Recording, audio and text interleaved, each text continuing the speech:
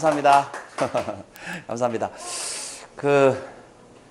192회 한개 노트인데요. 앞에 강의하신 지시텔링 하신 내용하고 조금 연결이 되는 것 같아요. 근데 신기하게 이렇게 별로 의논하지 않고 하는데도 늘 비슷하게 이렇게 연결이 되더라고요. 참 신기한 일이에요. 그죠? 여러분, 제목을 이렇게 정해봤습니다. 나는 무엇으로 존재하고 어떻게 살고 있는가. 뭐 좀 철학적인 제목이죠. 네. 듣다 보면 이해가 되실 거예요. 여러분, 이 굉장히 유명한 책인데 프란츠 카프카라는 사람이 썼고요. 책 제목은 변신입니다. 변신. 읽어보신 분? 네, 다행입니다. 안 계시네요. 이 프란츠 카프카라는 분이 쓴, 유대인이에요. 이분이 쓴 책이 변신인데, 이 변신의 책 내용이 뭐냐 하면 그 주인공이 그레고르 잠자라는 청년입니다. 청년.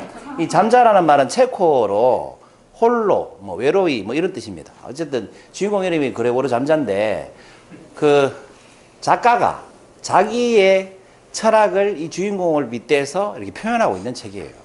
어쨌든 이 잠자는 특징이 뭐냐 하면 평범한 출장을 다니는 영업사원이에요. 셀러리맨이죠. 그 셀러리맨은 뭐의 상징입니까, 여러분? 자본주의의 상징입니다.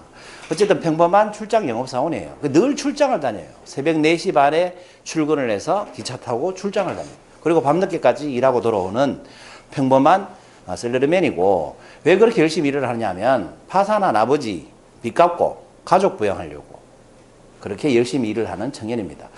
그런데 엄마는 그러니까 엄마는 어떻게 생각해요? 가족의 생계를 책임지는 든든한 우리 아들. 여러분, 이 느낌이 어떻습니까? 왜 든든해요? 생계를 책임지기 때문에 든든해요. 그냥 든든한 아들이 아니고 생계를 책임지기 때문에 든든해요. 여동생이 있는데 여동생은 왜 고마운 오빠라고 해요? 용돈도 챙겨주고 이 오빠가 음악을 할 수 있게 학원비도 대주고 뭐 동생을 그렇게 부양을 해요. 그러니까 이제 가족들이 다 사랑하죠. 너무 사랑스럽잖아요. 아버지는 파산하고 5년 동안 그냥 백수로 집에서 뒹굴뒹굴 노는 사람이에요. 그렇게 그런 가정에서 열심히 일을 하는 청년인데 평소보다 더 평범했던 어느 날 있잖아요. 어느 날 아침이에요. 아침에 눈을 이렇게 떠보니까 이게 잠자다가 눈 뜨면 이제 시야가 이런 식으로 들어오잖아요. 그럼 가운데 있는 게 문 같은 게 있어요. 근데 보면 기둥 같은 게 막 있죠. 기둥 같은 게. 금방 잠자다가 눈 뜨면 개슴츠레하게 눈을 뜨면 이렇게 시야가 들어오는데 기둥 같은 게 평소 안 보이던 것들이 막 나타나는 거예요. 그래서 눈을 크게 떠보니까 이렇게 보이는 거예요. 시야가. 뭐예요? 이게 쉽게 말하면 바퀴벌레 다리라고 생각하시면 돼요. 자기 몸이 벌레로 변해져 있었던 겁니다. 커다란 벌레로. 그러니까 여러분, 큰 바퀴벌레다 이렇게 생각하시면 돼요. 갑충이라고 하는데 딱딱한 등껍질을 가진 벌레. 그러니까 그걸 갑충이라고 하잖아요. 어쨌든 바퀴벌레 모양의 큰 벌레로 자기가 바뀌어 있더라는 겁니다. 여러분, 자다가 일어나가지고 내가 이렇게 한 마리 징그러운 벌레로 변해 있으면 어떨까요? 그래서 이 책 제목이 변신입니다. 근데 여러분, 보통의 책에 변신 주제로 하는 책들을 보면, 아니면 영화를 보면 변신하는 이유가 나오죠. 뭐 죄를 받거나 아니면 뭐 저주를 받거나 그 다음에 다시 사람으로 돌아오거나 이런 스토리로 이어지죠. 근데 이 책 변신이라는 책은 벌레로 변신하고 변신한 이유도 없고 다시 사람으로 돌아오지도 않습니다. 그냥 어느 날 아침에 변신이 이렇게 돼 있는 겁니다. 이 프란츠 카프카라는 사람의 철학이 담겨 있는 부분이죠. 그냥 벌레로 사람을 바꿔놔 버려요. 그리고 걱정이 되겠죠. 무슨 걱정이 되겠습니까, 여러분? 당장 가족들이 나를 알아볼까? 이런 걱정이 되겠죠. 근데 이 사람은 이런 걱정을 같이 합니다. 7시 30분 기차를 놓치면 출장을 못 가는데 자기가 지금 벌레로 변신했는데 뭔 걱정하고 있어요? 출장 못 갈까 봐 걱정하고 있어요. 얼마나 일을 열심히 하고 일에 빠져 있는지 아시겠죠. 그런데 용기를 내가지고 간신히 자기 모습을 보여줬어요. 막 엄마가 일어나라고 문 두드리고 막 할 거 아니에요. 자기 모습을 간신히 보여줬습니다. 용기를 내서. 그랬더니 어떻게 됐을까요? 여러분, 아들 방에 문을 열었는데 아들은 없고 커다란 아들만한 바퀴벌레가 있으면 여러분 어떻게 하시겠어요? 그러니까 뭐 직장 상사는 도망치고 엄마는 기절하고 아버지는 막 증오하고 뭐 저런 벌레가 있냐고 온 가족이 다 자기를 미워하는 겁니다. 근데 다행히 말은 할 수 있었어요. 벌레로 변신을 했는데 벌레 목소리로 말은 할 수 있었어요. 그래서 대화를 해보니까 아들만 알 수 있는 얘기를 해보니까 다 아는 거예요, 이 벌레가. 그래서 가족들이 아들이라고 인정을 해줬습니다. 그 인정해주고 나서 이제 뭐예요? 먹고 살아야 되잖아요. 그래서 방에 넣어놓고 밖에 나오지 마라 하고 이제 여동생이 먹을 것 갖다 주고. 근데 이 가장이었는데 이 친구가 돈을 안 버니까 누가 돈을 벌어야 돼요? 엄마가 벌든 여동생이 벌든 아버지가 벌든 벌어야 되잖아요. 그 아버지가 경비 같은 일을 하면서 다시 돈을 버는 위치로 올라가요. 근데 이 아버지가 성격이 굉장히 포악하고 막말을 잘하는 사람이었어요. 그 자기가 돈을 벌기 시작하니까 아들을 개무시하기 시작하는 거예요. 저런 밥벌레 같은 놈, 이런 식으로. 밥이나 축 내는 놈, 쓸모없는 인간, 이런 식으로 비난을 하기 시작해요. 그러던 와중에 이 하숙생이 있는데 동생이 그 바이올린 연주를 하고 있는데 이 벌레가, 그 잠자가 너무 궁금하고 그 음악이 좋아가지고 밖에 나가버렸습니다. 그러니까 하숙생들이 어떻게 됩니까? 놀라서 기가 벌어가 다 도망가버리겠죠. 하숙이 안 되잖아요. 다 도망가버리고 나니까 가족들이 완전히 이 오빠를 미워하기 시작합니다. 그레고리를 미워하기 시작합니다. 그리고 가족 회의를 하죠. 그리고 결정을 이런 식으로 냅니다. 내쫓아야 되겠다. 버리자. 저 인간은 오빠가 아니야. 만약에 저 인간이 오빠라면 어떻게 하숙생들 있는 데서 밖으로 나올 수가 있겠어. 진짜 오빠라면 그럴 리가 없어. 저건 벌레야. 내다 버리자. 쓰레기 버리듯이. 이런 식으로 이제 회의를 하고 버리기로 결정을 합니다. 그럼 오빠는 이제 그다음부터는 어떻게 해야 돼요? 방에서 갇혀만 지내겠죠. 근데 이게 벌레다 보니까 온갖 먼지 같은 게 날리고 막 방에 들어가면 진액이 있고. 여러분, 이게 가족이에요, 벌레예요? 분명히 오빠라는 건 알아요. 근데 이 오빠의 지금 모습이 벌레로 바뀐 거예요. 여러분이 이런 상황에 맞닥뜨려지면 내 가족이 벌레로 바뀌면 어떻게 하시겠냐는 거죠. 이 가족을 가족들은 이 벌레를 갖다 버리자라고 결정을 했다고 말씀드리면 씁쓸하죠. 근데 여러분의 실제 그 가족이면 어떻게 하실 건가? 한번 생각해 보셔야 된다는 거죠. 현실에서는. 그 갖다 버리기로 합니다. 그리고 그러니까 결국 동료, 그 직장 동료, 가족 모두한테 버림받았습니다. 그러고 나서 어느 날 아침에 이 아빠가 취직을 하고 나서 사과를 여러 개 가지고 이 오빠한테 던지기 시작합니다. 이 버러지 같은 놈. 근데 몇 개는 빗나갔는데 마지막에 던진 사과가 등껍질에 정통으로 꼽혀버립니다. 그러니까 갑각류는 이 껍데기가 다치면 죽는 거예요. 사람의 속에 빼당하는 게 갑각류는 등껍질이잖아요. 등껍질에 사과가 꼽혀가지고 꼽히면 어떻게 되겠어요? 부패하기 시작하겠죠. 그래서 결국 이 사과 때문에 이 그레고리 잠자는 조용히 혼자서 쓸쓸하게 죽어버리고 맙니다. 그리고 이 그레고리 잠자가 죽었을 때 가족의 반응은 어떻겠습니까? 여러분의 가족이라면 어떻게 하시겠습니까? 죽었어요. 죽고 나니까 가족들이 이렇게 기도를 합니다. 이제 하나님께 감사의 기도를 드리자. 드디어 벌레가 우리 집에서 사라졌다. 그리고 기념으로 홀가분하게 우리는 더 이상 벌레 가족이 아니야. 이런 홀가분한 마음을 가지고 가족이 나들이를 떠난다로 끝납니다. 이게 변신이라는 책의 핵심 내용입니다. 여러분 들으시면서 어떤 생각이 드셨습니까? 벌레가 되면 안 되겠다? 뭐 이런 생각이 드셨습니까? 그 두 가지를 생각해 봐야 된다고 생각합니다. 오늘 향일어터 제목이 뭐였어요? 나는 무엇으로 존재하고. 그래, 이거였습니다. 나는 무엇으로 존재하고 어떻게 살고 있는가. 이 두 가지 질문을 해봐야 된다라고 생각을 했습니다. 이 변신이라는 책의 내용을 들으면서. 자, 첫 번째 질문은 나는 무엇으로 존재하는가입니다. 나는 무엇으로 존재하는가. 여러분이 무엇으로 존재한다고 생각하세요? 사람으로 존재한다고 생각하세요? 벌레로 존재한다고 생각하세요? 그런데 우리 주변에서 이런 말을 실제로 많이 듣죠. 여러분, 일만 하는 사람은 뭐라고 그래요? 일벌레라고 그래요. 그럼 그 사람은 벌레예요, 사람이에요? 여러분, 공부하는 사람은 뭐라고 그래요? 공부벌레라고 그래요. 여러분은 공부만 하는 사람을 만나면 벌레라고 하거라라고 배우신 적 있어요? 일만 하는 사람을 보면 벌레라고 하거라 이렇게 국어 시간에 배운 적 있어요? 아무도 가르쳐 주지 않아도 우리는 스스로 일만 하는 사람을 벌레라고 부릅니다. 공무원 하는 사람도 벌레라고 부릅니다. 신기하죠? 그리고 밥만 축내고 일 안 하는 백수를 우리가 뭐라고 불러요? 밥사람이라고 그래요? 밥벌레라고 그래요? 아, 식충. 그 충이 곤충 충자잖아요.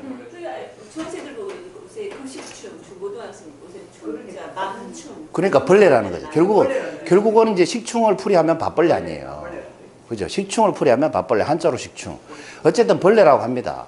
근데 우리가 현실 세계에서도 나는 사람으로 존재한다고 생각하지만 실제로 벌레 소리 듣고 사는 사람이 엄청 많다는 거예요. 사실은. 그래서 이 벌레로 변한, 이런 질문 한번 드려보죠. 벌레로 변한 그레고리 잠자는 그 잠자의 인격은 뭐예요? 껍데기는, 몸은 벌레로 변했지만 이 들어가 있는 인격은 그레고리 잠자죠. 그럼 이 그레고리 잠자라는 인격이 벌레로 변했을 때 이 사람은 벌레입니까? 사람입니까? 자기는 자기가 사람이라고 생각해요. 껍데기만 벌레로 바뀌었으니까. 근데 이 사람이 여러분 벌레일까요? 사람일까요? 여러분 어느 쪽에 한 표를 주시겠습니까? 나라는 존재는, 여기서 우리가 분명한 건 어느 쪽에 표를 주시든 간에 우리가 이런 깨달음이 있다는 거. 나라는 존재는 혼자 만들어질 수 없다는 겁니다. 내가 아무리 내가 사람이라고 우겨도 내 주변 사람, 심지어 가족마저도 내보고 벌레라고 하면 나는 벌레가 된다는 거예요. 이걸 역사적 사건으로 취급하면 어떤 대단한 사건이 있습니까? 유대인 학살 사건.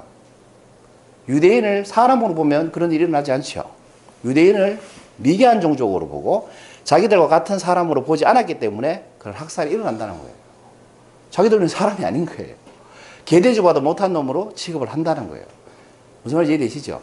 그래서 내가 나라는 사람, 내가 생각하는 나로 존재하려면 내 주변 사람들도 내가 생각하는 나를 인정해 줘야 된다는 겁니다. 사람 여러분 정신병자 만나는 건 굉장히 쉽습니다.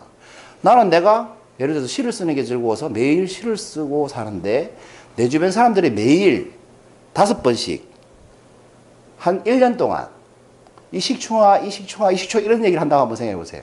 그 사람이 시를 쓸 수 있겠습니까? 혼자 죽겠습니까? 자기가 아무리 시를 쓰는 시인이라고 생각을 해도 모든 사람이 만나는 모든 사람이 자기 보고 식충이라고 얘기를 한다면 여러분 정신적으로 버틸 수 있겠습니까? 그래서 인간은 그래서 사회적 동물일 수밖에 없다는 거죠. 인간은 사회적으로 유대가 되지 않으면 절대 살아남을 수가 없습니다. 그래서 내가 생각하는 내 이미지가 있더라도 우리는 반드시 주변 사람들이 그 이미지를 인정할 수 있는 관계를 만들어내야 된다는 거예요. 여러분 반대로도 똑같습니다. 내가 마음에 안 드는 사람이 있어요. 근데 그 마음에 안 드는 사람 보고 내가 마음에 안 든다고 볼 때마다 이 식충아 식충아 식충아 하면 그 사람은 어떻게 되겠냐는 거지. 그래서 우리가 첫 번째 나는 무엇으로 존재할 것인가에 대해서 좀 깨달아야 될 점은 나는 혼자 존재할 수 없다는 거예요. 반드시 누군가의 관계에 의해서 내가 정의된다는 사실을 알아야 된다는 겁니다. 두 번째 질문은 이거였죠. 나는 어떻게 살고 있는가? 여러분 이게 프란츠 카프카가 변신이라는 책을 썼을 때 그 책 쓴 연도가 1912년입니다. 그 출판 연도가. 1912년은 이 세계 역사적으로 보면 뭐가 활발하던 시대입니까? 산업혁명이 굉장히 번성하던 시대죠. 그 산업혁명의 시대가 되면서 사람들의 가치관이 어떻게 바뀌어요? 자본주의가 들어오기 시작했고 자본주의가 들어오면 사람들이 살기가 풍요로워졌죠. 그러면서 물질이 중요했어요? 사람이 중요했어요? 물질이 더 중요한 시대였어요. 이 시대에는. 그러니까 그 공장에서 일하는 사람은 사람 대접을 받은 게 아니고 기계보다 못한 대접을 받았어요. 실제로 그랬어요. 기계 부품보다 못한 대접을 받은 게 그 산업혁명 시대죠. 그 인간 존엄성이 완전 말살되던 시대입니다. 그 시대에 뭐 이런 식으로 이제 기계보다 못한 사람들이 살던 시대예요. 시대적 배경이. 그러니까 이 잠자는 어때요? 그레고리 잠자는 어때요?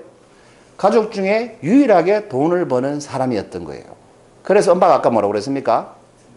든든한 아들. 왜? 가족을 물려 살리니까. 동생이 왜 오빠를 좋아했어요? 용돈을 주고 학원을 보내주니까. 그래서 그레고리 잠자를 사랑한 게 아니고 뭘 사랑했어요? 그가 가져오는 돈을 사랑했던 겁니다. 그래서 가족들은 그레고리 잠자를 사랑한 게 아니고요. 그가 벌어오는 생활비를 사랑했던 겁니다. 직장에서는 그를 왜 좋아했습니까? 기계처럼 일할 사람이 필요했기 때문에 그 사람을 좋아했던 겁니다. 벌레로 변한 다음에는 일도 할 수가 없고 돈도 벌어올 수 없으니까 사람들이 다 멀어졌던 겁니다. 그래 그레고리 잠자는 인격을 본 게 아니죠. 돈 버는 기계로 봤던 겁니다.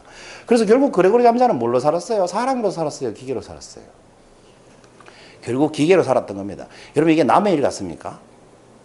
이게 남의 일이라고 느끼면 안 된다는 거죠. 지금 우리 현대 사람들이 사는 모습을 봐도 그래요. 좀 바쁘게 사는 셀러리맨들 보면 제 친구들도 봐도 집에 새벽에 나와서 언제 들어가요? 애들 잘 때 들어가요. 그래서 애들 볼 시간에 일주일에 한 번 제대로 될까 말까죠. 솔직히 대화할 시간조차도. 우리는 이렇게 살고 있다는 거예요. 이게 사람처럼 사는 거예요? 기계처럼 사는 거예요? 돈 버는 기계처럼 사는 거예요. 그리고 돈이 더 중요하시고 돈에 대한 가치관이 더 커지니까 아까 결혼도 얘기하던데 자본주의가 되기 때문에 우리는 사랑하는 사람하고 결혼하려고 하지 않고 어떤 사람하고 결혼하려고 해요? 돈 많은 사람하고 결혼하려고 해요. 근데 정말 웃기지 않아요? 여러분 30대 초반에 돈이 많다는 건 그 사람이 돈이 많은 거예요. 그 사람 부모가 돈이 많은 거예요. 부모가 돈이 많은 거예요. 근데 우리는 내 남편을 고를 때 내 남편의 부모가 부자인 남자를 찾아다니고 있는 거예요. 정말 어리석은 것 같지 않아요? 내 남자의 부모가 가난해도 내 남자가 앞으로 돈 벌 능력이 뛰어나면 그게 진짜 훌륭한 신랑감 아니겠어요? 근데 우리는 돈 많은 남자를 찾아요. 여러분 30대 초반의 남자가 사회생활한 지 2, 3년밖에 안 되는데 돈이 많다는 건 비정상적인 거예요. 그래서 내가 그런 남자를, 그런 배우자를 찾는다는 건 내가 불행하기로 작정한 거하고 똑같아요. 제가 볼 때는. 남자 입장에서도 어떤 배우자를 찾아요? 일하는 여자를 찾아요. 내가 돈 못 벌 경우를 대비해서. 그러니까 결혼을 돈으로 계산을 한다고. 이 결혼 자체를 인간 대 인간이 만나는 맺는 사랑이라고 생각하지 않고 계약으로 생각하는 거지. 거래라고 생각하는 거예요. 그러니까 이것은 사랑이 아니고 뭐예요? 거래예요. 그렇지 않습니까?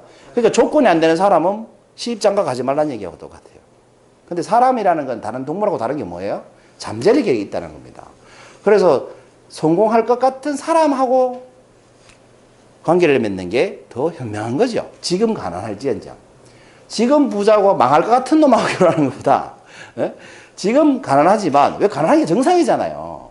지금 가난하지만 앞으로 성공할 것 같은 잠재력이 있는 사람을 만나는 게 훨씬 더 행복한 거예요. 더 중요한 건 뭐냐? 그런 사람을 만나기 위해서 나는 어떤 사람인가를 봐야 된다는 거지. 여러분, 미팅하면 여성들은 정말 많은 걸 물어보죠. 차 있나? 그 남자 돈 있나? 직업 뭐고? 부모는, 형제는 몇 자락 하드노? 재산은 몇 번 지낸다 하드노? 오만 걸 다 물어봅니다. 그게 조건을 보는 게 자꾸. 많이 물어보고 다니죠, 실제로. 근데 남자는 뭘 물어봐요? 남자는 한 개밖에 안 물어봐요. 예쁘나? 예쁘면 끝이에요. 얼마나 단순하노? 사투리죠. 얼마나 단순합니까? 얼마나 단순합니까? 그런데 이 예쁜 몸이 유지가 돼요? 유지가 되면 다행인데 유지가 잘 안 된다는 거지. 그런데 여러분 어쨌든 남자든 여자든 절대 안 물어보는 질문이 뭐예요? 이 질문을 절대로 안 해요.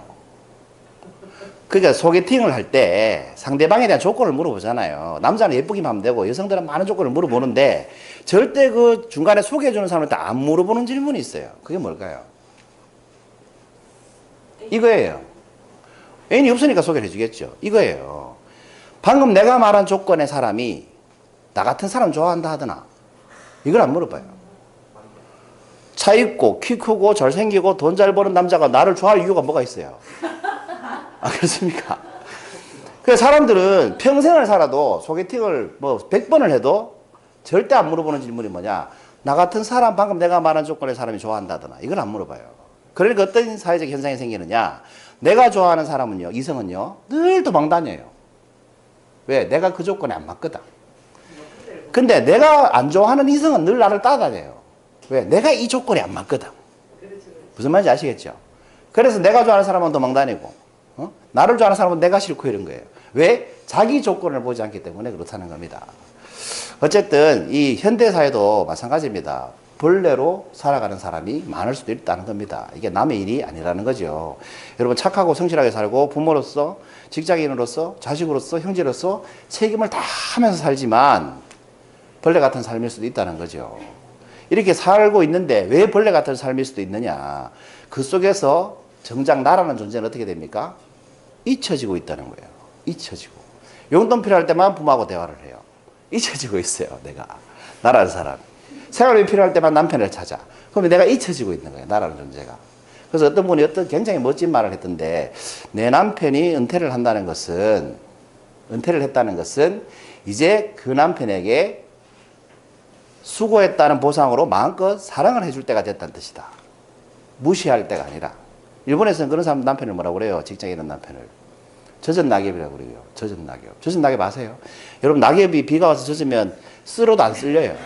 그 딱 들어붙어서 떠나질 않는다고. 참 비참하죠. 이런 걸 우프다라고 하죠. 우프다. 웃기는 얘기 같은데 정말 슬프지 않아요? 그래 이렇게 살아서는 안 된다는 거지. 나는 어떻게 살고 있는가라는 질문을 해봐야 된다는 겁니다.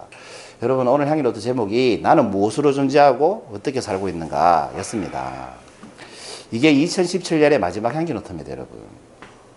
다음 주에는 송년회가 있기 때문에 2017년 향기노트는 이게 마지막이죠. 그래서 이런 생각을 해봤습니다. 여러분 내년 2018년도에는 벌레처럼 살지 마시고 더 큰 존재감, 더 가치 있는 사람으로 성장하기를 바라는 마음에서 이 학년 노트를 만들어 봤습니다.